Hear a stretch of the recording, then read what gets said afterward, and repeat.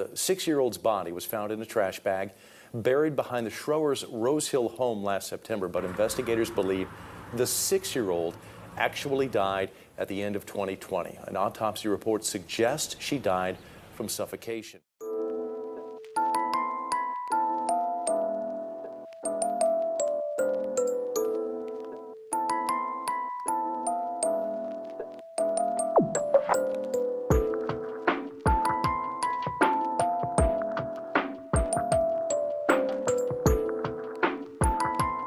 Welcome or welcome back. I'm Cassie and this is A Wicked World. Now the story I have for you today is about a little girl who was just recently discovered to be dead. But it was found that she's actually been dead for an entire 4 years before anyone noticed she was even missing. And all this happened after she had been taken away from a mother who was deemed to be incompetent. This is the story of Natalie Garcia.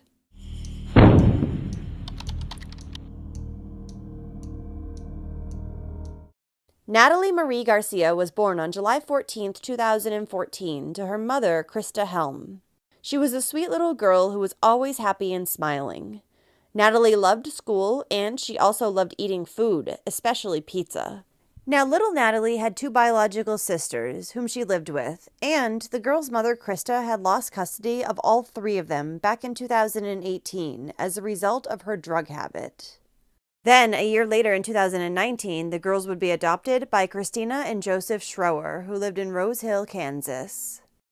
At the time of her adoption, even though the little girl was already 5 years old, her new parents decided to change her name from Natalie Marie Garcia to Kennedy Jean Schroer. Throughout the years, the Schroers had fostered multiple children in their home, so when Natalie's biological mother found out that they would be adopting her girls, she felt a sense of relief, knowing that her children would be better taken care of and have the opportunity for a better life than she could currently offer them. The Schroers also had 2 other adopted children that were living in the home with Natalie and her siblings. Years later, on September 10, 2024, around 7 p.m., police would respond to the Schroers' home that was located at 1406 North Meeker Court in Rose Hill, Kansas. This was due to a report that Christina was suicidal and had locked herself in the bedroom, possibly with a gun. After they'd been there for close to 45 minutes, officers were finally able to convince Christina to open the door. She stated that she'd taken a bunch of pills and her heart medication. Christina then began crying and telling officers that her life was over and nobody would ever look at her the same again. Next, she made the startling claim that one of her daughters was fucking psychotic and a danger.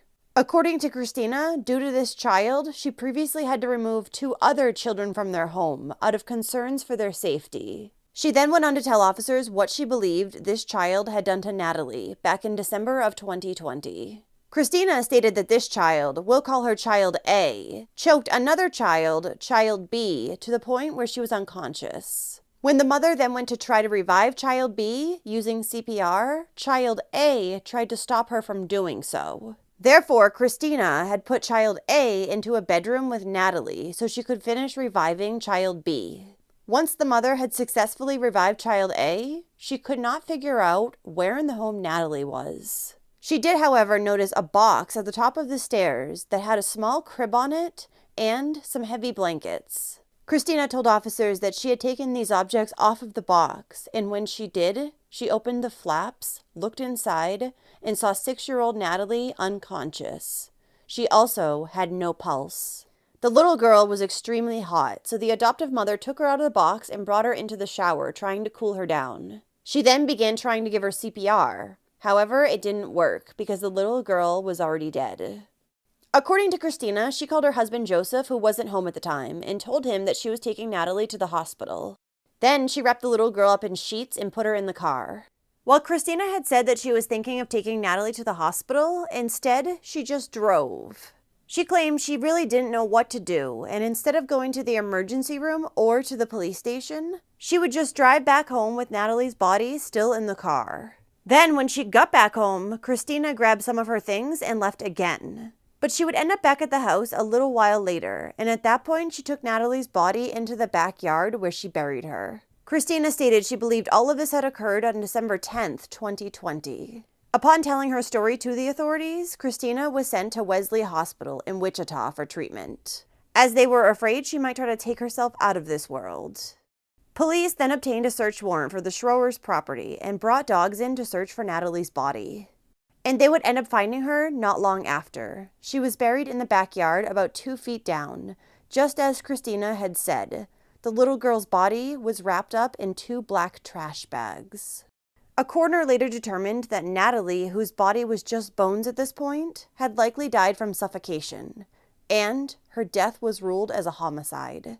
Following their discovery, police would speak with one of Natalie's sisters at the Rose Hill police station in the presence of her father, Joseph. This was the little girl whom Christina had tried to pin the blame for Natalie's death on. At the start of the questioning, the little girl would tell officers that she had no idea what had happened to Natalie, and she began crying, stating that she missed her sister and didn't want to talk about her.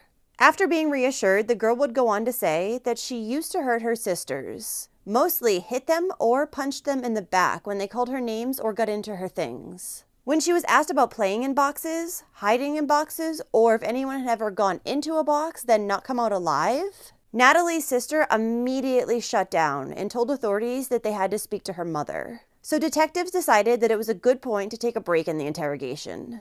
While they were out of the room, Joseph would say that the little girl opened up to him about what had happened to Natalie.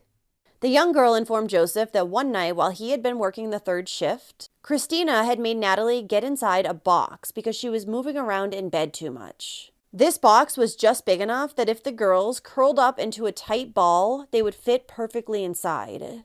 Making the children go into boxes was a common form of punishment in the home. They had to go inside for 10 minutes, and if they could be quiet that entire 10 minutes, then they were allowed to come back out. So that night in December, Natalie had been forced into a box, and she was allowed to come back out if she was quiet for the entire 10 minutes. But because the little girl kept making noises and moving around inside the box, Christina decided to stack a crib and heavy blankets on top of it. Now, Natalie's sister had not been in the room when Christina put Natalie inside the box. However, Christina called the sister into the room shortly after. When she did, the little girl told detectives that the mother grabbed her by the throat, then threw her to the floor. Christina then told the little girl that it would be her turn in the box next, and made her sit next to it. Shortly after that, Natalie, who had been making noises in the box up until this point, stopped completely. This made her sister worried, so Christina kicked the box over to let Natalie out. But instead, the girl's limp blue body tumbled out. Christina panicked and began trying to perform CPR on Natalie. When this didn't work, she instructed the other child to keep an eye on their siblings while she left the home. When Christina returned to the home sometime later, the little girl claimed that she no longer had Natalie with her. Upon Christina's return, she also showed Natalie's sister a picture on her phone of children strapped to beds. Christina informed her that the children were being tortured and she would be next. Rose Hill Police Chief Taylor Parlier demonstrated the cruelty of Christina's abuse with a replica of the box Natalie was forced into. She placed this child in a box out of fear. And then that child got into the box thinking that she'd get out, as she had so many other times before. But Christina was angry that day. Following this interview with detectives, both of Natalie's sisters were placed into protective custody. But the arrest of Christina Schroer and her husband Joseph in connection with Natalie's death would not come for a few more months. They weren't arrested until February 5th, 2025, just a few weeks ago. Christina was charged with first-degree murder, aggravated kidnapping, child abuse, felony theft, forgery, Medicaid fraud, and desecration of a corpse. Joseph was charged with suspicion of child abuse, interference with law enforcement, felony theft, and Medicaid fraud. Police had uncovered a lot in the 5 months between the discovery of Natalie's body and the parents' arrests. First, after detectives had confiscated and examined Christina's cell phone, they found that on August 31st, 2024, she had made a number of incriminating searches. These online searches included signs of a sociopath in a 4-year-old, neurotesting for sociopath child, child psychology, criminal law attorney, can drinking Visine kill you? Is drinking Flonase deadly? How to overdose on pills, overdose symptoms? Can I donate my body to science? And get money for a lawyer fast.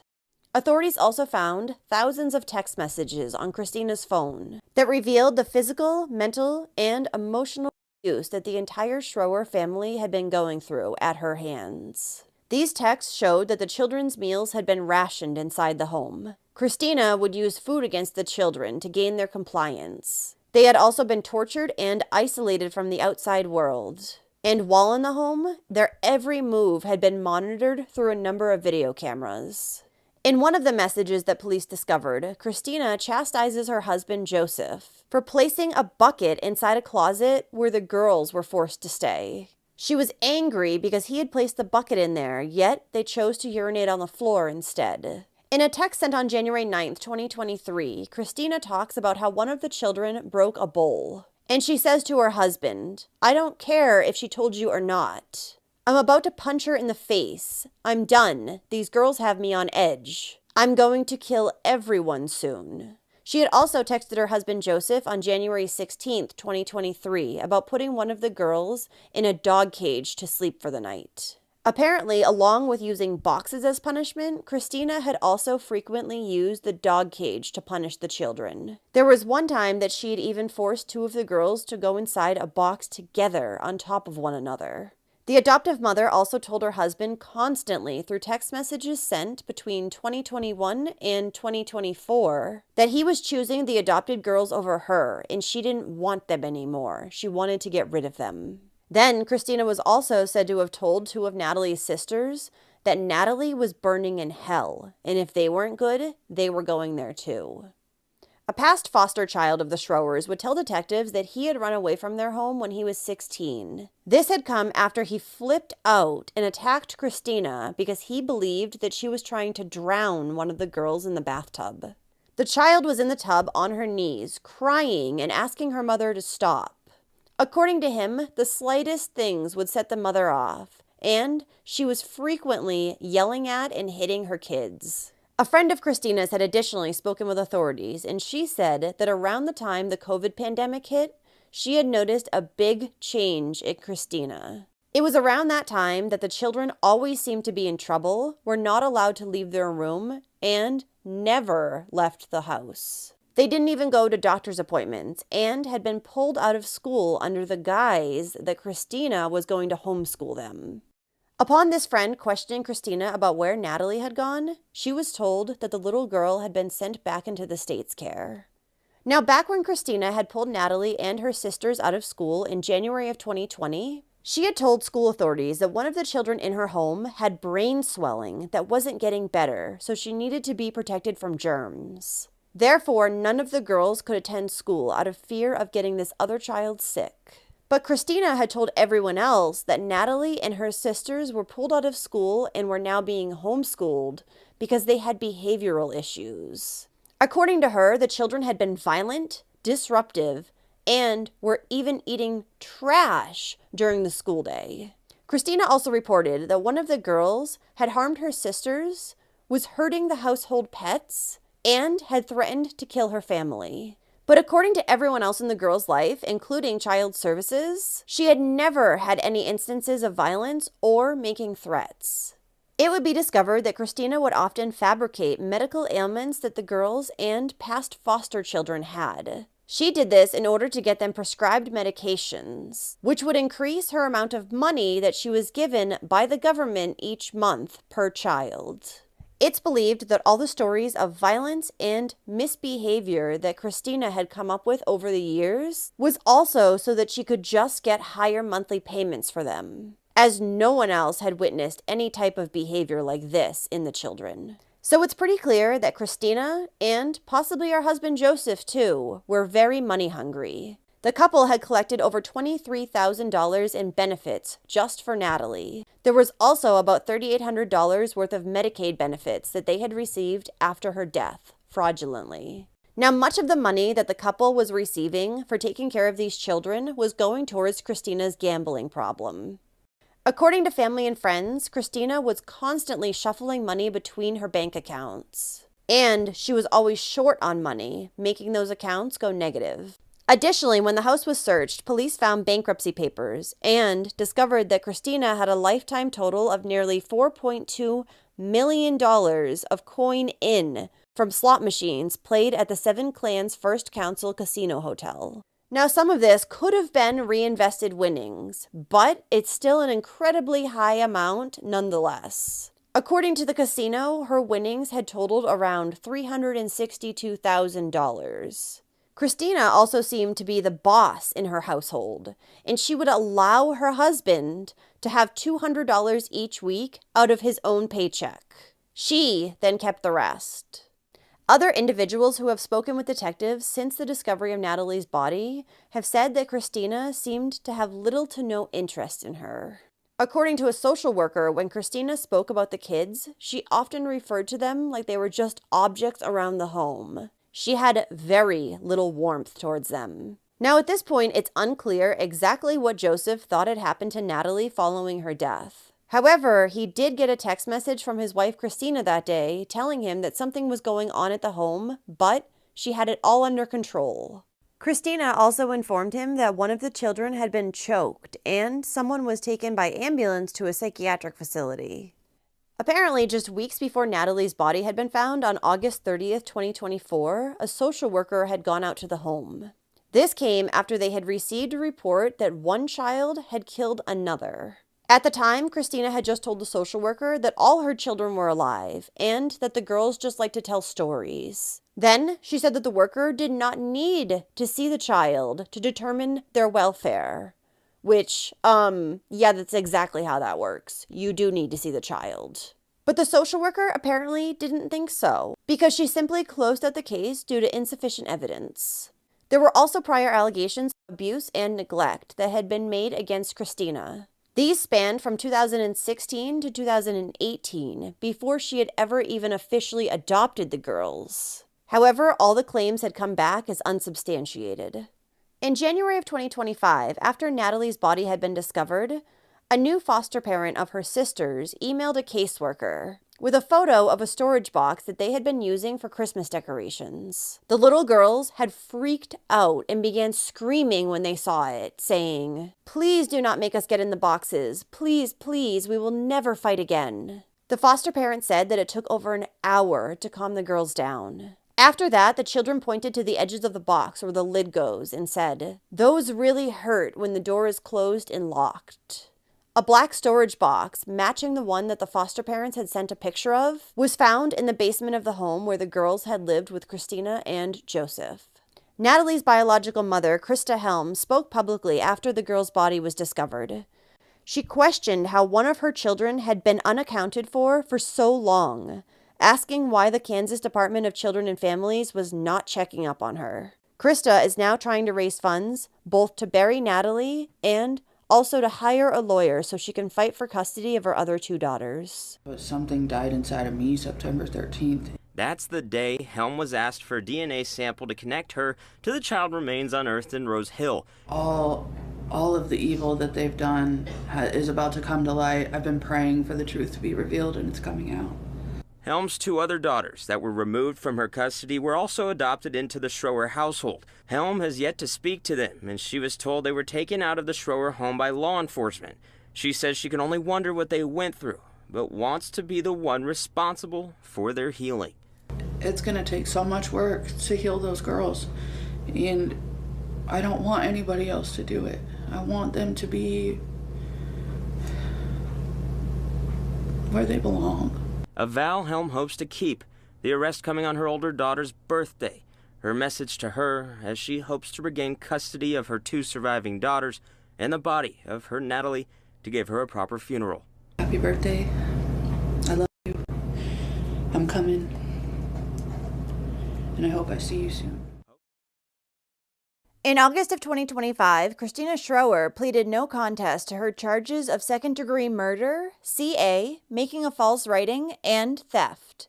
A few months later, in November, she was sentenced to 18 years in prison. The judge imposed the maximum sentence possible for each of her counts. You truly treated them as if they were animals, less than most animals get treated. A harrowing scene of abuse was described by District Judge Jen Satterfeld and County Attorney Darren DeVinny. The children were forced to lie motionless, confined in closets, dog crates. eventually locked in boxes or plastic storage containers. The courtroom hit a different level of emotion when Natalie's family spoke. She was a beautiful, funny, lovable, silly, caring little girl. You have to meet. Natalie's biological mother, grandmother, and sister all described Natalie's personality and asked a single question. I asked God, why her? The judge could not answer that question, but could pass down the maximum sentence of nearly 18 years. There's no explanation. There is no answer. There is no logic. There is no reason. The accuser is going to spend the next several years confined, living in what I would refer to as a box of her own design. Christina addressed the court briefly just before sentencing was passed down. She apologized to her friends, family, and the community, but not Natalie's biological family. She apologized especially to her husband, Joseph Schroer, who she claimed had nothing to do with her crime. In October, Christina's husband, Joseph Schroer, also pleaded no contest to his charges in relation to Natalie's death. Then in December, he was sentenced to only 60 days in jail, followed by 4 years of probation. However, he's additionally not allowed to contact anyone under the age of 18. This includes his own children. Both the husband and wife were also ordered to pay restitution to the state of Kansas as a result of their Medicaid fraud. Neither Christina nor Joseph ever accepted responsibility for their part in Natalie's death, instead passing the blame on to others. Christina blamed one of Natalie's sisters, and Joseph blamed Christina. Prosecutors said multiple times that Christina viewed the children as nothing but a paycheck. The district attorney has also decided not to charge the social worker, who went out to the home just weeks before Natalie's body was discovered and was supposed to be checking on the children's welfare. As of January 2026, Natalie's mother, Krista, still has not regained custody of her other daughters, but it seems that she is still trying to do so.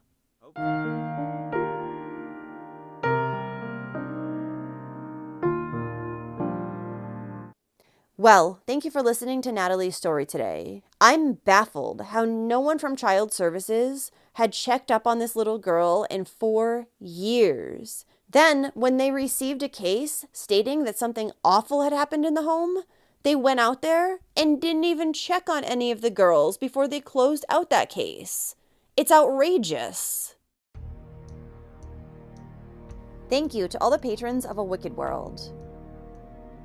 Now, there's even more of A Wicked World on Patreon, so check it out on patreon.com/awickedworld, or use the Patreon app. You'll have access to exclusive videos each month and more.